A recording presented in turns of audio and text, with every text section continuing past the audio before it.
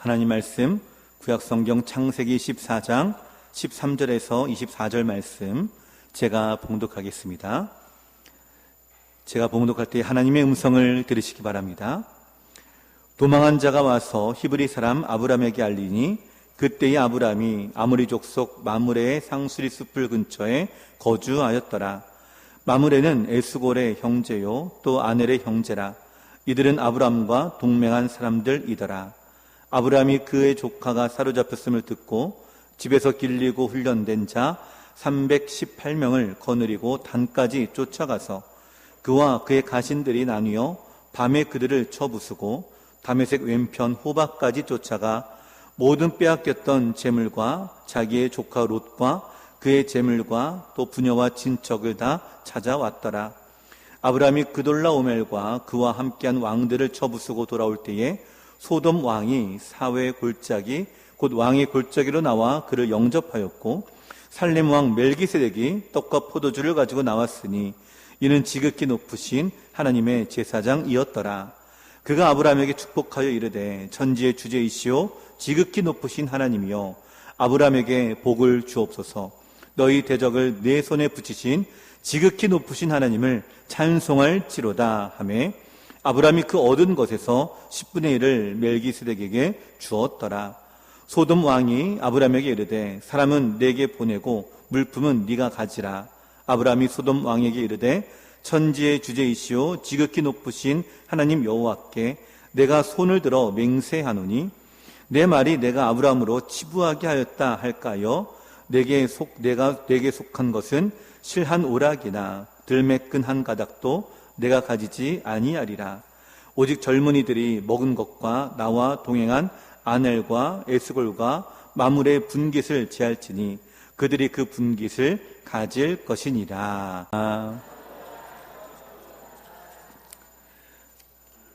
태풍도 잘 이겨내시고 건강한 모습으로 뵙게 되어 감사드립니다. 유대인의 자녀 교육은요, 우리의 교육 환경과 가치가 많이 다른데요. 세상은 결과를 중요시 여기죠. 그렇다 하지만 유대인들은 그 과정을 더 중요하게 가르친다고 합니다. 공부할 때 이와 같은 격언을 마음에 새기게 하는데요. 어떤 내용이냐면 잘 보시기 바랍니다. 만일 책과 옷을 더럽혔을 때는 먼저 책부터 닦아라. 복습은 외우기 위한 것이 아니다. 몇 번이고 복습하는 동안 새로운 발견을 할 수 있기 때문이다. 100번 복습하는 것에는 큰 차이가 있다. 모르는 것을 부끄러워하는 사람은 좋은 학생이 될 수 없다. 사람은 탐욕스럽게 배워야 한다. 만일 눈앞에 천사가 나타나 토라의 모든 것을 한순간에 가르쳐 준다고 해도 나는 거절하겠다.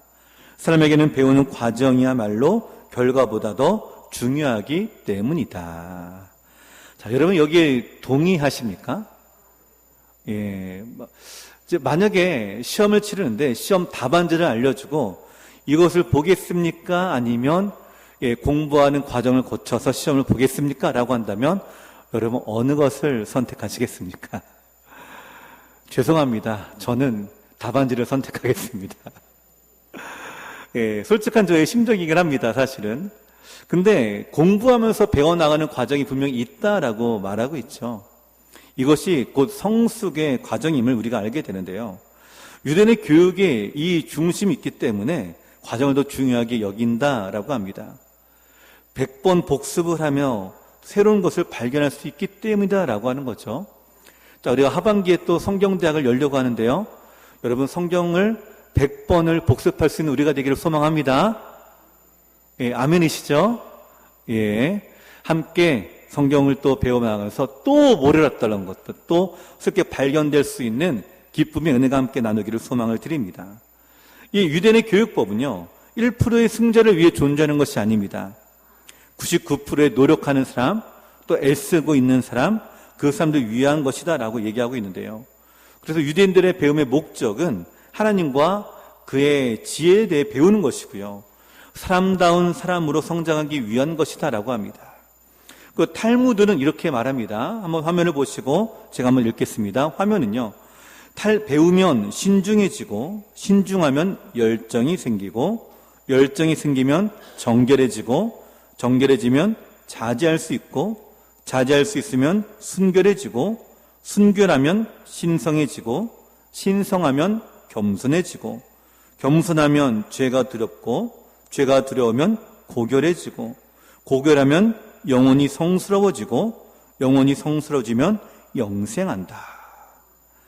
자, 이 탈무드가 말하고 있는 중심이 뭘까요? 배움이라고 하는 것, 내가 알아가는 그 과정을 통해서 우리가 변화되는 모습들이 분명히 나타난다라고 하는 것을 오늘 말씀하고 있는 거죠. 여러분, 이 과정을 통해 우리도 역시 마찬가지입니다. 하나님을 더 많이 알아가게 됩니다. 이 과정을 통해 우리가 성장하기 때문이죠. 여러분, 우리의 신앙은 아직 미완성입니다. 아직도 우리는 자라가야 됩니다.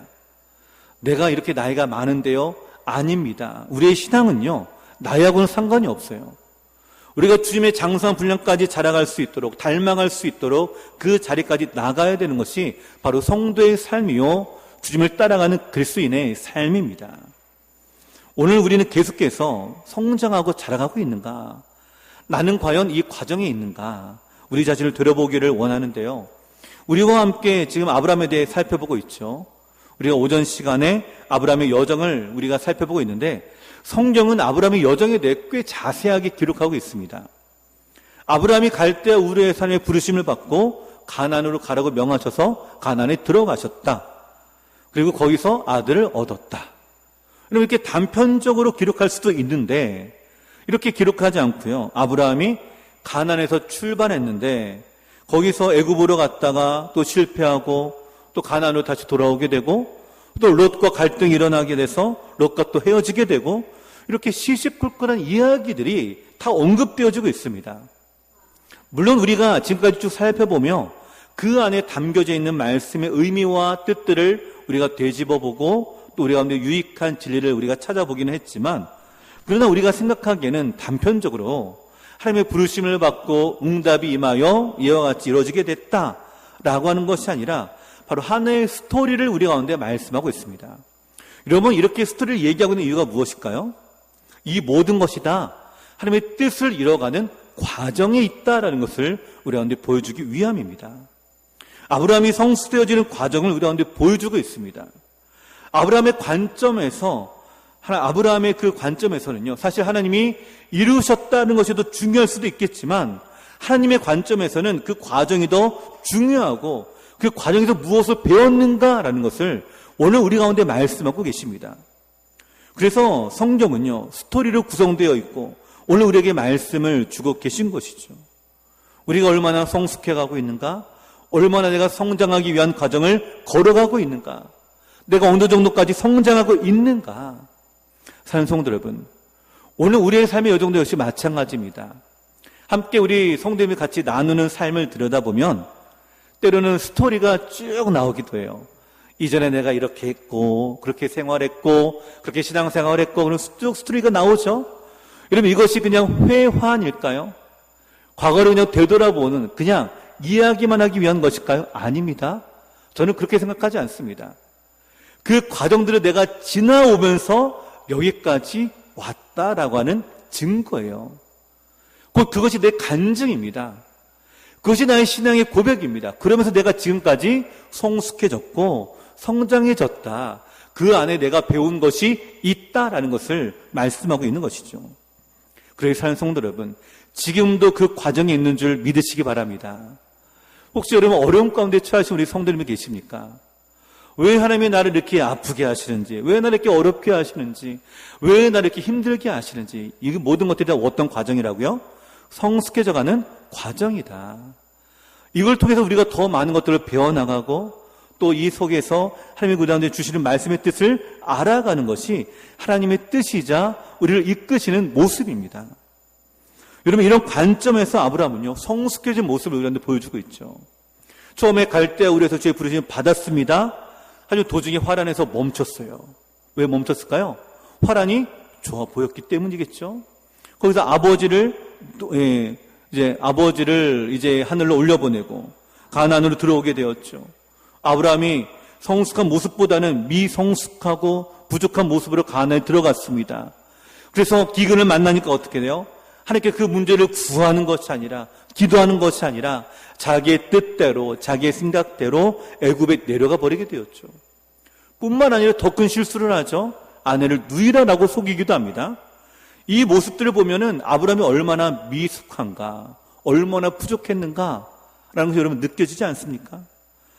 근데 이런 연단의 과정들을 통해서 아브라함이 어떻게 해요? 성숙해져 갔다라는 거죠. 성장해 갔다. 그 성장한 모습이 그 다음인 14장에 나오죠. 우리가 지난주에 읽었던 13장에 보시면 아브라함이 롯과 갈등이 일어났을 때에 만약에 그 이전에 미숙한 모습이었다라고 한다면, 부족한 모습이었다라고 한다면 마땅히 그 안에 헤어질 때에 그는 강이 흐르는 요단강 쪽을 선택했을 것입니다. 근데 그 과정이 성숙하며 주님을 바라보게 되니까 어떻게 돼요? 롯을 떠나보내고 하나님을 바라볼 수 있는 은혜를 가지게 되었죠. 처음에는 미숙했는데, 처음에는 부족했는데 점점점 목표를 향하여 한 걸음 한 걸음 또 부딪히고 비전을 향하여 나아가고 한 걸음 한 걸음 겪다 보니까 어떻게 돼요? 점점점 성숙해져 가는 아브라함의 모습을 오늘 우리가 보게 됩니다. 출발은 미숙하더라도 아브라함과 같이 시간이 지나면 지날수록 성숙해지고 성장하는 우리가 되기를 간절히 소망을 드립니다. 그래서 우리가 지난주보다는 오늘보다는 다음 주가 우리의 믿음이 더욱더 자라가는 우리가 되기를 저는 소망합니다. 그러면 오늘 본문을 통해서 아브라함은 어떤 성숙의 모습으로 그 과정 가운데 있는가, 그 과정에서 어떤 성숙한 모습을 또 우리 가운데 보여주고 있는가 함께 살펴보기를 원하는데요. 그 첫 번째는 아브라함은 이 성장의 과정을 통해서 국률과 자비의 마음을 가지게 되었다라고 하는 것입니다. 국률과 자비의 마음이 그 안에 가지게 되었다. 자, 오늘 본문의 배경은 사실은 1절부터 읽어봐야지 이해가 되는데요. 가나안 동쪽에 있는 네 나라와 사해 남쪽에 있는 5나라가 함께 서로 연합하여 전쟁을 벌이는 것이 이 배경입니다. 자, 사해 남쪽에 있는 5나라, 이 5나라가 소돔, 고모라, 아드마, 스보임, 소알, 이렇게 5나라인데요. 자, 이 내용은 다 1절부터 쭉 기록되어 있습니다. 우리가 읽어보지 않았지만 1절에 기록되어 있는데요. 이 5나라가 엘람이라고 하는 나라의 조공을 바치게 되었어요. 그 12년 동안 조공을 바치게 되는데 이들이 점점점 기근이 임하게 되고 어려움을 겪게 되니까 더 이상 조공을 바칠 능력이 없게 됩니다. 그러자 조공을 바치기를 중단하고 반란을 일으키기로 결정합니다. 그래서 우리가 함께 힘을 모아서 대적하면 우리가 해방될 수 있을 거야, 우리가 이겨낼 수 있을 거야 라고 하는 마음을 가지고 5나라가 연합을 하게 돼요. 자, 이 소식을 들은 엘람이라고 하는 이 나라가 또 가나안 동쪽 지역에 있는 다른 나라 고임과 엘라살, 시날리라고 하는 이 세 나라와 연합하여서 하나가 됩니다. 그래서 반응을 일으키는 이 5나라와 싸우게 되는 것이 이 배경인데요. 우리가 지난주에 우리가 살펴보았죠. 롯은 어디로 향했다고요? 요단강 물이 흐르는 소돔 땅을 선택했다. 이 소돔 땅에 들어갔다라고 제가 말씀을 드렸죠. 자, 소돔이 속한 곳이 어디래요? 사해 남쪽에 5나라의 연합군입니다. 이 5나라의 연합군과 4나라의 연합군이 싸웠어요. 누가 이겼을까요? 4나라와 5나라가 싸우면 누가 이길까요? 우리 생각에는 5나라가 이길 것 같은데 4나라가 이겼습니다. 자, 4나라가 이기니까 이 5나라에 속해 있는 소돔이라는 곳에 살고 있던 롯도 어떻게 돼요? 포로로 붙잡혀 가게 된 거예요. 전쟁에 지게 돼서 포로로 붙잡혀 가게 됩니다. 그리고 이 소식을 가나안 땅에 있는 아브라함이 듣게 된 거죠. 자, 이 말씀의 배경으로 해서 14절과 16절까지 함께 읽겠습니다. 시작. 아브라함이 그의 조카가 사로잡혔음을 듣고 집에서 길리고 훈련된 자 318명을 거느리고 단까지 쫓아가서 그와 그의 가신들이 나뉘어 밤에 그들을 쳐부수고 다메섹 왼편 호박까지 쫓아가 모든 빼앗겼던 재물과 자기의 조카 롯과 그의 재물과 또 부녀와 친척을 다 찾아왔더라. 아멘. 자, 사실 오늘 본문의 내용을 보면 결과가 좋아서 다행이긴 한데 우리가 이성적으로 생각해 보면 사실 이 아브라함의 선택은 아주 무모한 행동입니다. 여러분 생각해 보십시오. 당시 부족 국가라 하더라도 나라입니다. 그것도 4나라가 함께 뭉친 거예요. 한 가정이 자기의 군사를 데리고 나가서 전쟁을 일으킨다? 그건 말이 안 되는 거예요. 한 나라고만 싸워도 힘든데 네 나라가 연합되었잖아요. 이 연합군과 이 아브라함의 가정이 일어나서 함께 싸운다라는 것은 무모한 행동일 뿐이에요. 그런데 아브라함이 무모한 행동을 진짜로 했습니다. 오늘 보니까 사로잡힘을 듣고 쫓아갔다라고 말씀을 드렸죠. 여러분, 왜 아브라함이 롯을 위해서 쫓아갔을까요? 아브라함의 마음에는 이 사로잡혔음을 들었을 때에 어떤 마음이 들었을까요? 롯을 구하고자 하는 생각밖에 없었기 때문에 그랬습니다. 위급하니까, 도움이 필요하니까 내가 빨리 쫓아서 구해야 되겠구나라고 이 생각 때문에 여러분 다른 것을 생각할 여지가 없어요. 돌아볼 겨를도 없습니다. 이것저것 따질 것도 아니에요. 위급하니까 일단 병사를 데리고 쫓아갑니다. 이것이 세상의 눈으로 보기에는 무모한 행동처럼 보입니다. 그러나 롯은요, 롯에 대한 그 아브라함의 마음에 자비와 국률의 마음이 가득하게 되니까 어떻게 돼요? 앞뒤 안 가리고 무조건 달려가는 거예요. 내가 도움을 주기 위해, 그리고 구하기 위해 달려갑니다. 여러분, 이런 모습이 우리 예수님께도 있었습니다. 마가복음 3장에 보시면 예수님이 안식일에 손 마른 자를 고쳐주는 장면이 나오는데요. 근데 당시 손 마른 자를 고쳐줄 때 상황이 위기 상황이기도 했어요. 마가복음 3장 1절 2절이 그것을 보여주고 있는데요. 마가복음 3장 1절 2절을 제가 읽겠습니다. 예수께서 다시 회당에 들어가시니 한쪽 손 마른 사람이 거기 있는지라. 사람들이 예수를 고발하려 하여 안식일에 그 사람을 고치시는가 주시하고 있거늘. 자, 사실 회당에 손 마른 사람, 병자가 들어간다라는 것은 이 유대인들이 사실 허락하지 않는 모습입니다. 근데 예수님이 회당에 들어가셨는데 누가 있는 거예요? 그 안에 한쪽 손 마른 사람이 있는 거예요. 의도적인 것이겠죠. 눈에 보이게 둔 것이죠. 그리고 사람들이 고발하기 위해서 안식일에 병을 고치는가 고치지 않는가 주시하여 보았다라고 얘기하고 있어요. 많은 사람들이 눈을 부릅뜨고 이제 예수님이 병을 고치는가 고치지 않는가, 그 고치면 안식일을 범하는 것이고 고치지 않으면 예수님이 사랑이 없는 것이고, 이렇게 해서 예수를 넘어뜨리기 위해서 대적들이 예수님을 주시하고 있는 모습을 우리가 보게 됩니다. 근데 이 상황을 예수님이 잘 알고 계세요. 알고 계십니다. 그럼에도 불구하고 예수님은 손 마른 자를 고쳐주셨어요. 손 마른 자를 고쳐주셨기 때문에 바리새인들이 헤롯 당원들과 함께 어떻게 하면 예수를 죽일까 의논한다라는 것이 뒤에 나타나게 되는데요. 왜 예수님이 이런 위기를 자초하실까요? 그냥 가만히 계셨으면 이 사건이 조금 비방은 받을 수는 있겠죠. 하지만 지나갈 수 있었던 일입니다. 그럼에도 불구하고 지나치지 않으셨어요. 그 사람을 고쳐주셨습니다. 왜 고쳐주셨을까요? 그 대답이 4절에 나옵니다. 우리 마가복음 3장 4절 말씀, 우리 화면을 보시고 함께 읽겠습니다. 시작. 그들에게 이르시되 안식일에 선을 행하는 것과 악을 행하는 것, 생명을 구하는 것과 죽이는 것, 어느 것이 옳으냐 하시니 그들이 잠잠하거늘. 아멘. 예수님을 곤란하게 빠뜨리기 위해 함정을 파놓았는데 예수님은 그 함정도 상관없습니다. 앞뒤 가려잡고 나아갑니다. 그 마음에 뭐가 있기 때문에요? 선을 행하는 마음이 가득했기 때문에, 생명을 구하는 마음이 가득했기 때문에 앞뒤 안 가리고 나아가는 거예요. 생명을 구하기 위해서 나가는 거예요. 그리고 우리 마음에 이런 마음으로 가득한 것이 성숙한 그리스도인의 모습입니다. 그래서 예수님이 이 사람을 고쳐주신 거예요. 연약하고 섬김이 필요한 이 사람에게 자비와 국률의 마음이 가득했기 때문인 것이에요. 아브라함도 마찬가지입니다. 만약에 여러분 아브라함이 롯의 잘못을 따졌다라고 한다면 어떻게 했을까? 여러분 한번 상상해 보시기 바랍니다. 롯과 헤어질 때 어떻게 헤어졌다고요? 삼촌을 배신했어요. 삼촌이 묻지도 않았습니다. 고마움도 없었어요. 그저 자기가 좋은 곳으로 떠나갔습니다.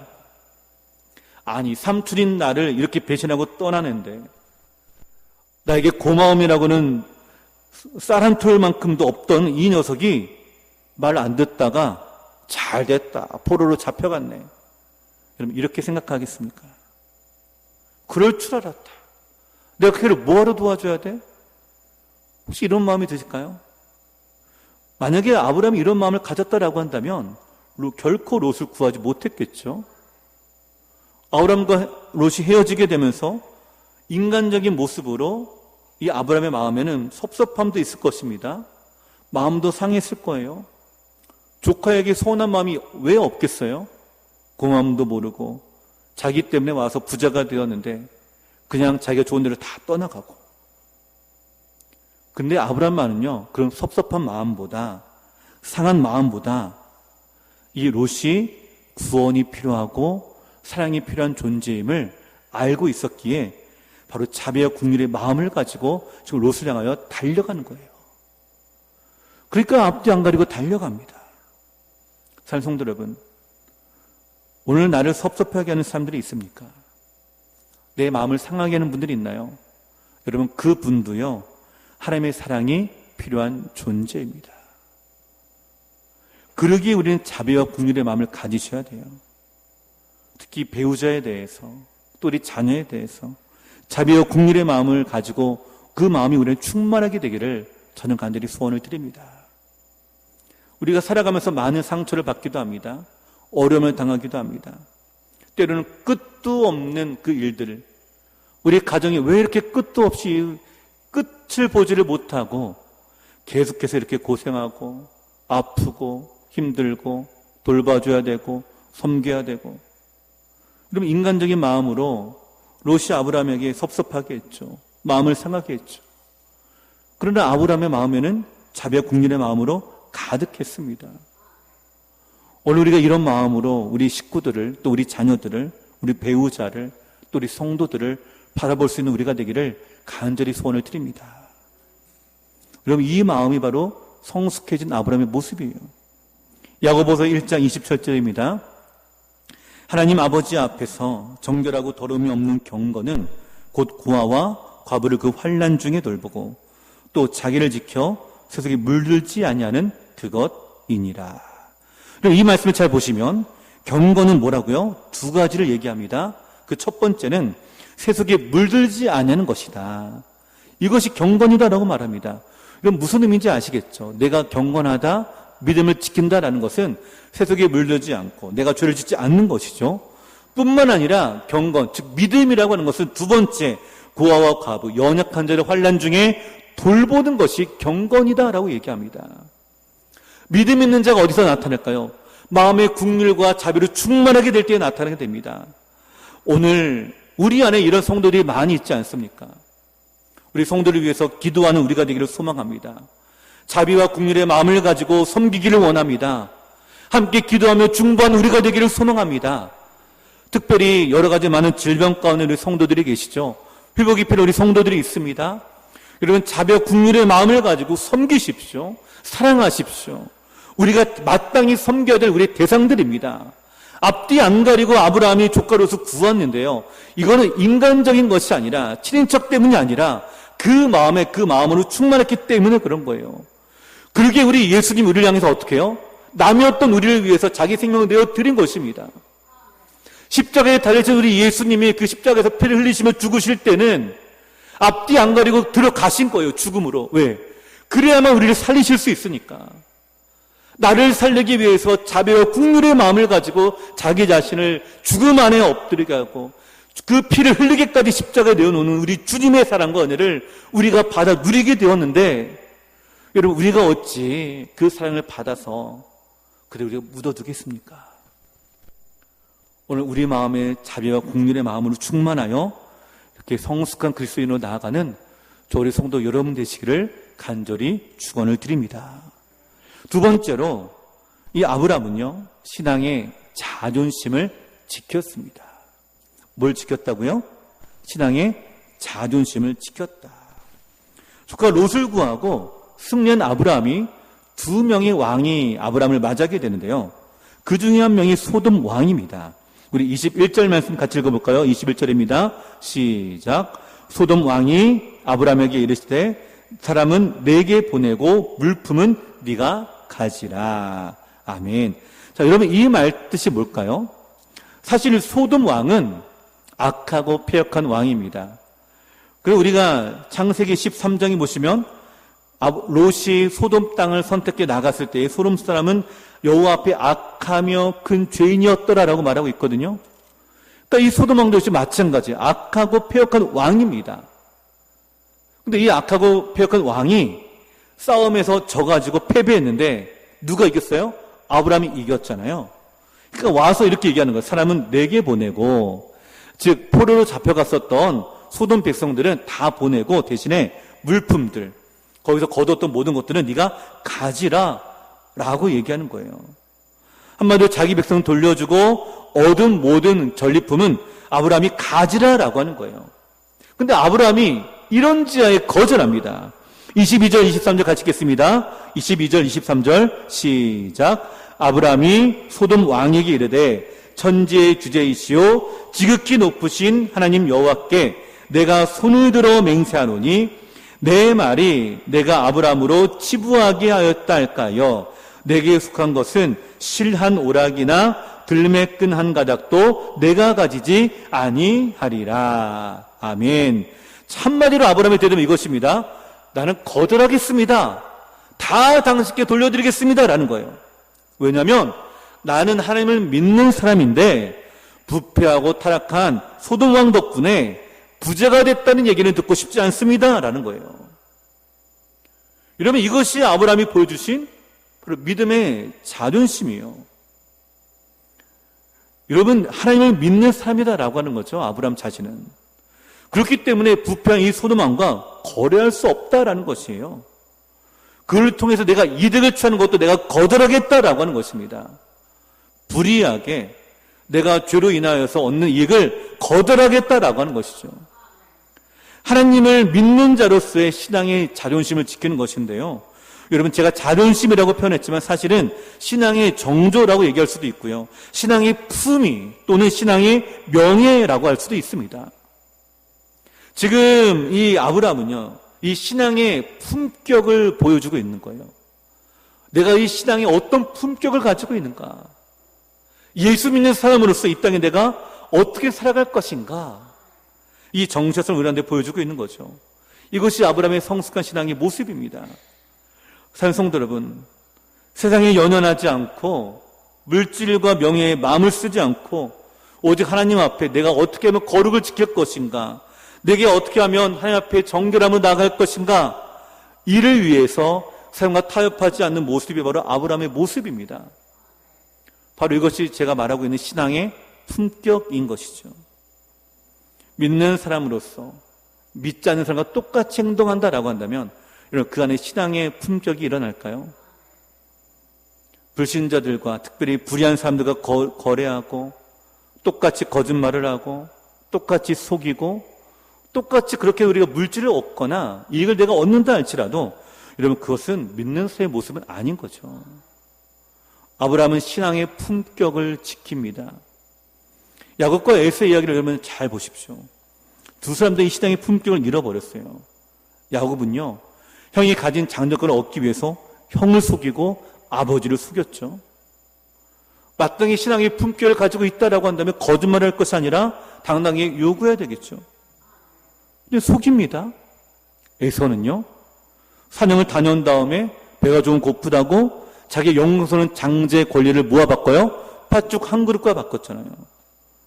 하나님이 주시는 그 장제의 권리, 신앙의 품격을 팥죽 한 그릇과 바꿔 버린 것입니다. 바로 신앙의 영예, 품위를 잃어버린 거죠. 이런 올해는 우리는 어떻습니까? 소탐대실이라고 하죠. 작은 것을 얻기 위해 영원한 것, 귀한 것을 잃어버려서는 안 되는 줄로 믿습니다. 성숙한 사람은 신앙의 품위를 지킵니다.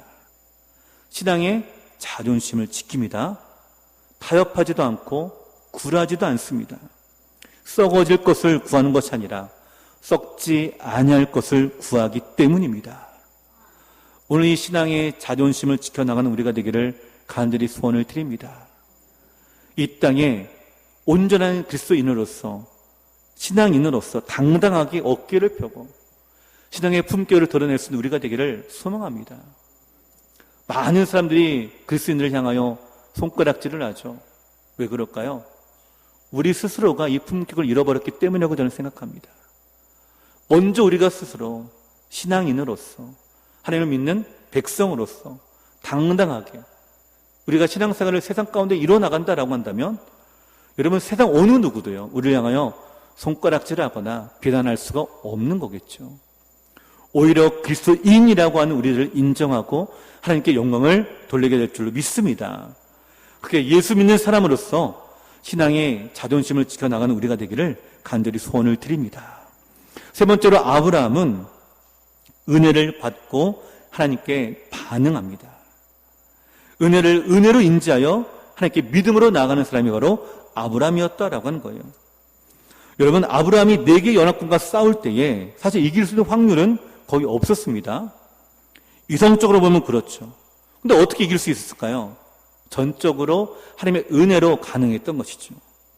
이 사실을 아브라함도 알고 있습니다. 깨달았습니다. 어찌 보면 무모한 뛰어들이었던 것 같은데 하나님이 나와 함께하고 있다라고 하는 확신 때문에 담대함을 가지고 나갈 수 있었던 거죠.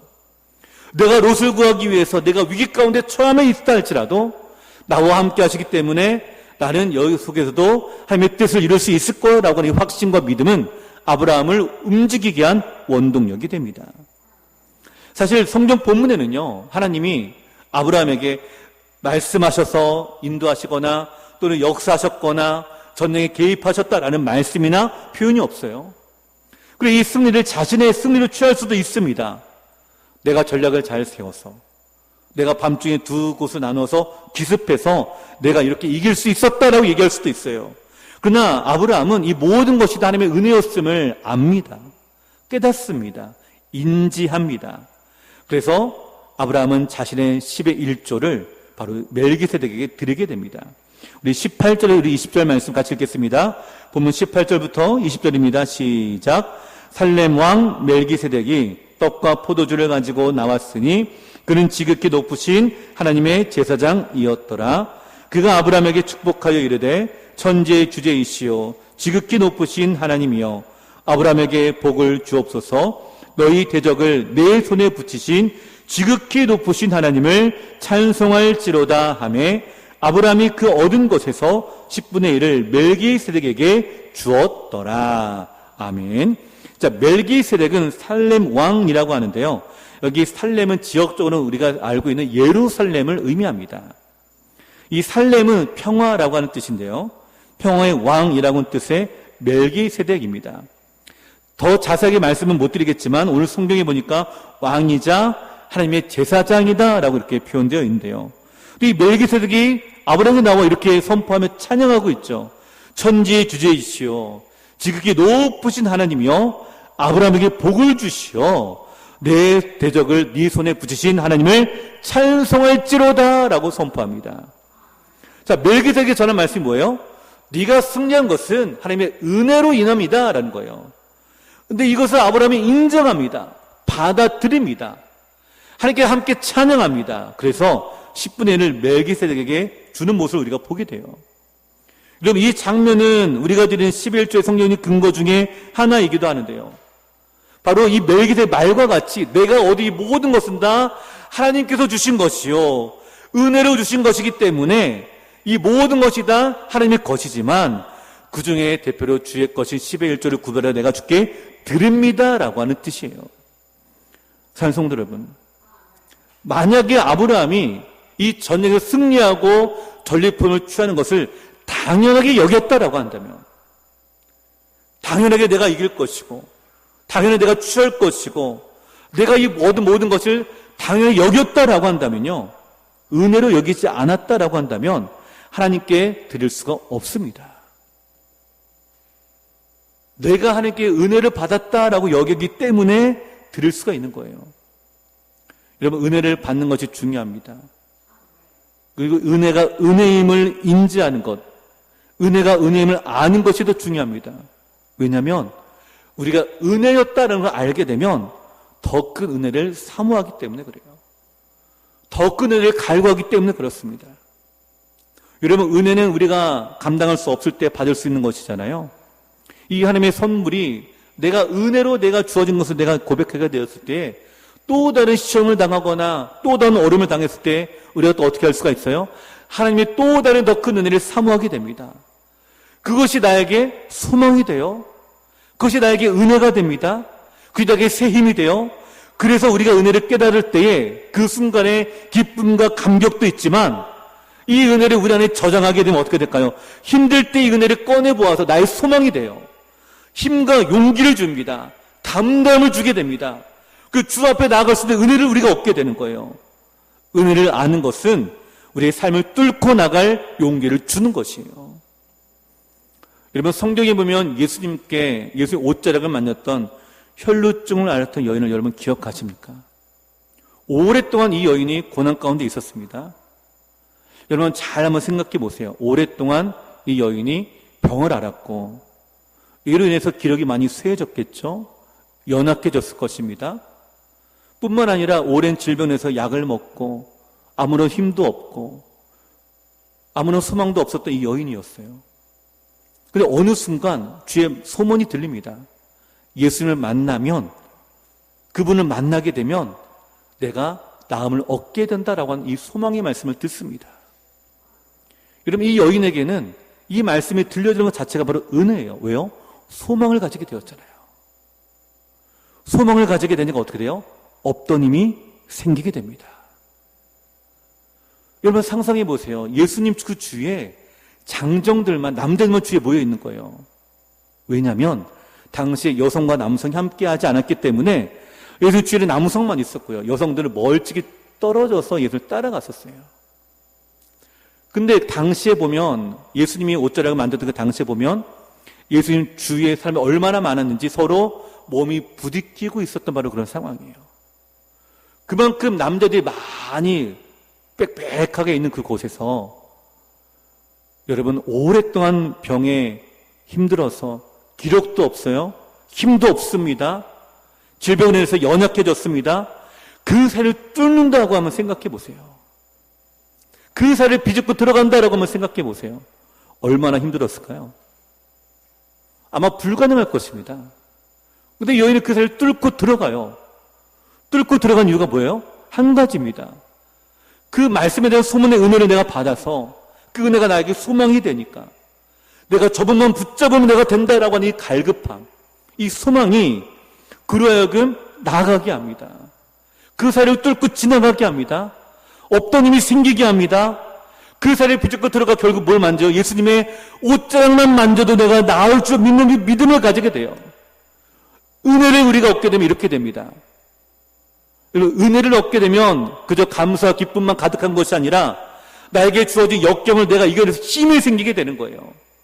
은혜는 우리에게 소망을 주십니다. 은혜는 우리가 나아갈 힘을 얻게 하는 거예요. 이 여인 나아가 옷자락을 만지게 됩니다. 뭘까요? 이사야 40장 31절 말씀. 오직 여호와를 앙망하는 자는 새 힘을 얻으리니 독수리가 날개쯤에 올라감 같을 것이요 다른 박대라도 피곤하지 않았고 곤비하지 않겠고 걸어가도 피곤하지 아니하리로다. 아멘. 예수님을 바라보니까 앙망하게 되니까 은혜를 사모하게 되니까 이 혈루증 앓았던 여인이 그 사이를 뚫고 지나가는 힘이 생깁니다. 담대함이 생깁니다. 그분을 만지고 더 큰 은혜를 얻게 되었던 거죠. 여러분, 은혜는 우리에게 새 힘을 주십니다. 그러기에 은혜를 받으라라고 말씀하시는 거예요. 은혜는 단지 우리의 마음을 잠깐 위로하는 것에 끝나는 것이 아닙니다. 이 은혜는 우리에게 소망이 됩니다. 우리에게 희망을 줍니다. 우리에게 새 힘을 더해 줍니다. 이것이 바로 은혜를 주시는 하나님의 이유예요. 그래서 은혜를 받아야 더 나아갈 힘이 생기고 주님을 더 만나게 되고 더 큰 은혜를 받게 되고 이것이 뭘까요? 영적으로 성장하는 우리의 모습인 거예요. 그래서 사랑하는 성도 여러분, 은혜로 충만한 우리가 되기를 간절히 소망을 드립니다. 하나님의 은혜를 경험하게 되면 담당을 얻게 됩니다. 용기를 가지게 되는 거죠. 이사야 41장 10절 말씀과 같이 우리들이 담당을 얻게 되는데요. 이 말씀처럼 두려워하지 말라. 내가 너와 함께함이라. 놀라지 말라. 나는 내 하나님이 됨이라. 내가 너를 굳세게 하리라. 참으로 너를 도와주리라. 참으로 나의 의로운 오른손으로 너를 붙들리라. 아멘. 혹시 특별히 우리가 질병 가운데 있는 우리 성도들 계십니까? 연약하며 기력이 쇠해진 성도들이 계십니까? 우리가 마음을 모아 함께 중보하며 사랑으로 섬기기를 원합니다. 아브라함의 성숙한 모습 세 가지를 함께 나누었죠. 첫 번째로 마음의 자비와 긍휼로 충만했다. 두 번째요, 신앙의 자존심을 지켜나갔다. 세 번째로 주님을 앙망하고 하나님의 은혜를 깊이 깨닫고 믿음으로 반응했다. 어려움을 당할 때에 우리가 이와 같은 세 가지의 은혜로 어려움과 고난을 이겨내는 우리가 되기를 저는 소망을 드립니다. 우리 교회 안에 어려움을 주셨어요. 질병을 인해서, 연약함을 인해서 기도해야 될 우리 많은 기도의 제목들이 있습니다. 저는 기도하라라고 주신 하나님의 기도의 제목이라고 믿습니다. 뿐만 아니라 자비와 긍휼의 마음으로 충만해서 사랑으로 섬겨야 될 분들이기도 합니다. 이를 통해 우리 교회는 더욱더 성숙해질 것입니다. 이를 통해 우리 교회는 더욱더 자라나게 될 것입니다. 왜요? 더 큰 은혜가 우리 안에 임하게 되면 우리는 더 성장하게 되기 때문이겠죠. 그러기에 사는 성도 여러분, 더 큰 은혜를 구하십시오. 더 큰 은혜 안에 나아가십시오. 함께 기도하시고 함께 성숙하며 그분의 옷자락을 만지십시오. 우리는 제자리에 멈춰 있는 것이 아니라 주님을 향하여 한 걸음 한 걸음 앞으로 나아갈 줄로 믿습니다. 한 걸음 한 걸음 전진해 나갈 때에 함께 나아가는, 함께 손을 잡고 함께 격려하여 함께 그 주의 옷자락을 붙잡고 나아갈 수 있는 이런 사모한 은혜가 오늘 우리 모든 성도 안에 충만하게 나타나서 더 큰 은혜가 임하게 되고 또 시험과 고난을 믿음으로 잘 이겨낼 수 있는 저희 성도 여러분 되시기를 간절히 축원을 드립니다. 우리 시간 말씀 기억 함께 찬양드리기 원하는데요. 우리 주의 옷자락을 만지며 우리 이 찬양을 함께 같이 고백하기를 원하는데, 주님의 옷자락을 만지기를 사모하는 이 마음과 이 심령으로 함께 기도하는 마음으로 찬양을 드리면 좋겠습니다. 오늘도 우리 가운데 역사하신 우리 하나님은 우리가 주의 옷자락을 만지기를 소망하는 마음으로 은혜를 받은 우리들이 그 소망을 가지고 그 고난과 역경을 뚫고 나가는 우리가 되기를 하나님이 기대하고 계십니다. 우리에게 은혜를 주신 이유는 바로 이거예요.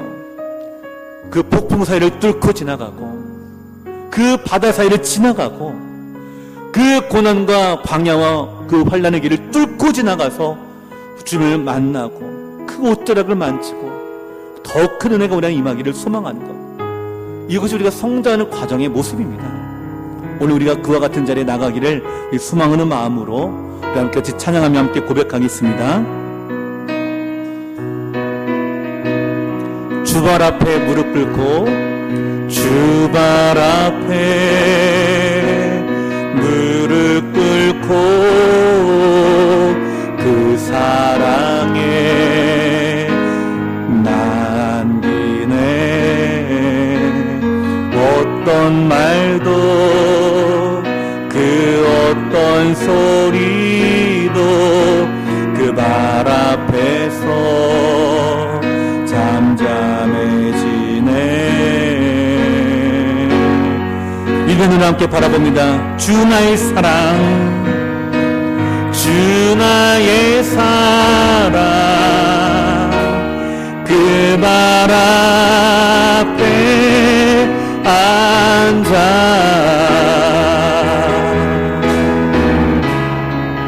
내 모든 기도는 사랑의 노래가 되네.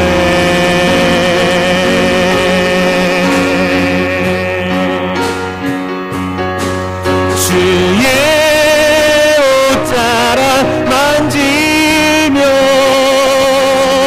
주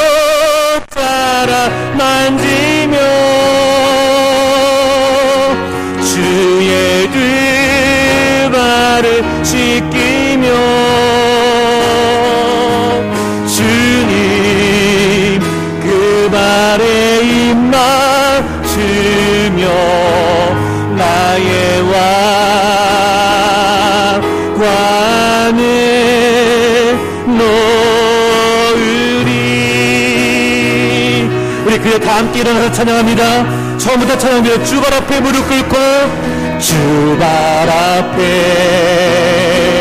무릎 꿇고 그 사랑에 남기네. 어떤 말도 그 어떤 소리도 그 발 앞에서 잠잠해지네. 주 나의 사랑, 주 나의 사랑, 그 발 앞에 앉아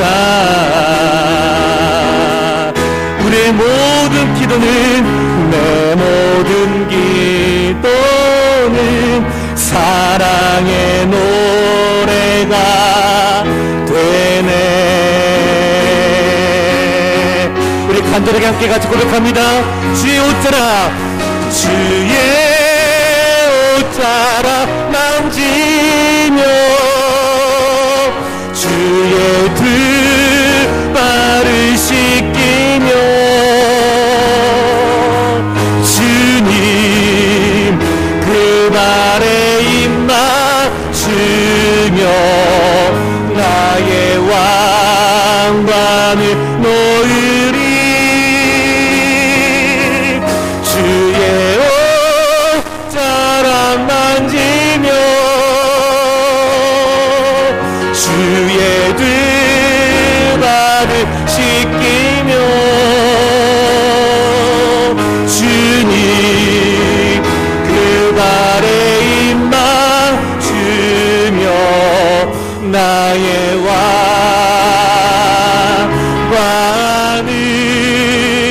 놓으리. 우리 손을 들고 찬양합니다. 주의 옷자락 만지며 주의 옷자락 만지며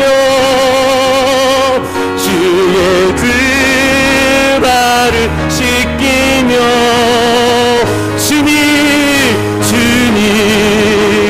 그 발에 입 맞추며 나의 왕관을 놓으리.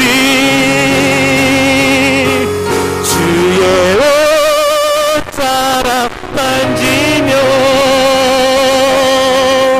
주의 두 발을 씻기며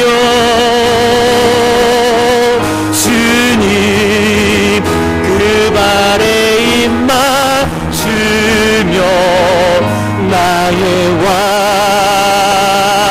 왕관을 놓으리. 우리 함께 같이 기도할 때에, 여러분의 가정을 함께 같이 기도할 때에 하나님 범죄자 가운데 취하는 역사가 일어나게 하시고 하나님의 은혜가 임하여서 주의 옷자락을 만지는 이 은혜의 치유하는 역사가 오늘 우리 교회 안에 일어나게 하여 주시옵소서. 육신의 질병과 기력의 쓰함이 아버지 혈류증을 앓았던 여인이 옷자락을 만지면 나음을 얻은 것처럼 아버지 오늘 우리가 위기에 처했습니다. 룻과 같이 우리가 위기에 처했습니다. 주께서 달려나 우리 건져주시고 구원하시는 이 은혜가 오늘 우리 안에 임하게 하여 주시옵소서. 모든 질병이 떠나가게 하시고 특별히 영적으로 떠나가 있는 아파하고 있는 우리의 상한 심령들마다 회복의 역사가 일어나게 하시고 복음을 하는 은혜가 임하게 하여 주옵소서. 주님 함께 부르며 같이 기도합니다. 주여 살아계신 아버지 하나님, 우리들 가운데 임하여 주시고 함께 하실 때에 이제 아버지 우리가 주님의 이름을 부르짖습니다. 아버지 우리가 너무나 아버지 힘들었던 우리의 모습들, 너무나 아버지 마음이 상해 있었고 오랫동안 끝을 알 수 없었던 투병과 아버지 그 섬김에 우리가 너무나 많이 지친 우리 영혼들이 있습니다. 주 아버지 저희를 만져주시옵소서. 우리가 아버지 은혜를 받은 우리들이여 그 은혜를 잃어버리지 아니하게 하시고 그 은혜를 통하여 우리가 나아가 주의 옷자락을 만지며 아버지 오늘 우리의 귀 안에 이 은혜가 또 안에 은혜로 덮어지는 은혜가 임하도록 주께서 우리를 붙들어 주시기를 간절히 간구하며 기도합니다. 아버지 병세를 성도들이 있습니다. 주여 붙잡아 주시옵소서. 아버지 그리하여 우리 모든 성도들이 건강과 강건의 은혜가 임하게 인도하시고 치유의 역사가 임하게 인도하시고 살아계신 하나님의 은혜로 인하여서 우리 귀 안에 치유의 놀라운 역사를 통하여 더욱더 성숙해지게 하시고 성장하게 하시고 주의 은혜로 아버지 한가운데 주께로 가까이 나가는 우리 공동체가 되어줄 수 있도록 주의 은총 내려주시기를 간절히 간구하며 기도합니다. 아버지여 우리가 주의 이름을 부르짖습니다. 우리의 구원 나가는 주의 이름을 우리가 셔도 부르짖습니다. 아버지 우리 가정이 회복되어 주게 하시고 사랑 우리 가정의 식구들이 돌아오게 인도하시고 아버지 우리를 울쓰다 여겨주시오. 우리의 아파하고 눈물을 흘리며 우리를 아버지 지금 열통하고 있는 우리 모든 성도들의 마음을 위로해 주시고 하나님의 위로와 평강이 임하는 우리 성도들이 되어 아버지 앞에 온전함으로 나아갈 수 있도록 주께서 은총 내려주시기를 간절히 간구합니다. 주여 우리를 불쌍히 여겨 주시옵소서. 아버지 우리 안에 아버지 이런 섬김으로 이런 성숙한 모습으로 나아가 우리 모든 성도들 아버지 끌어안게 인도하시고 주 앞에 나아가 아버지 앞에 행복한 역사가 일어나게 하시고 나간 우리 모든 심령들이 영적으로 강건해지는 내가 아버지를 우리 안에 닦아주시도록 주께서 아버지 우리 가운데 임재 하시고 역사하여 주시옵소서. 다시 새 힘을 얻게 인도하시고 소망을 얻게 인도하시고 주로 말미암아 나아가는 우리의 모습이 되게 하여 주시옵소서.